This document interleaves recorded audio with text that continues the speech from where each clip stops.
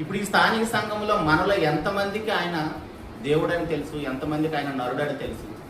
లేదు దేవుడు నరుడు 100% రెండునా? ఎవరైనా మనల్ని ప్రశ్నించారనుకోండి, మనం సరైన సమాధానం చెప్పగలమా?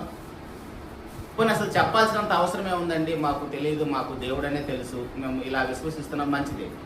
కానీ బైబిల్లో కొన్ని విషయాలు మనం ఆలోచన చేస్తున్నప్పుడు, మనం చదువుతున్నప్పుడు అక్కడ 100% ఆయన దేవుడు కాదన్నట్టుగా ఉంటుంది. కొన్ని సందర్భాల్లో చూస్తుంటే ఆయన 100% దేవుడు అన్నట్టుగా ఉంటుంది. అదేంటి, అక్కడేమో దేవుడు అని ఉంది, ఇక్కడేమో దేవుడు కాదన్నట్టుగా ఉంటుంది. మరి దాన్ని మనం ఎలా అర్థం చేసుకోవాలి? ఆ మధ్యలో ఉన్న ఆ బ్యాలెన్స్ అనేది మనకి ఎలా తెలుస్తుంది? అది మనకి తెలియలేదనుకోండి, ఆయన మీద మనకు పరిపూర్ణమైన నమ్మకం కుదరదు. ఆ బ్యాలెన్స్ అనేది మనకు తెలియలేదనుకోండి, యేసుప్రభు వారి మీద మనకి పరిపూర్ణమైన ఆ బ్యాలెన్స్ అనేది తెలియదు.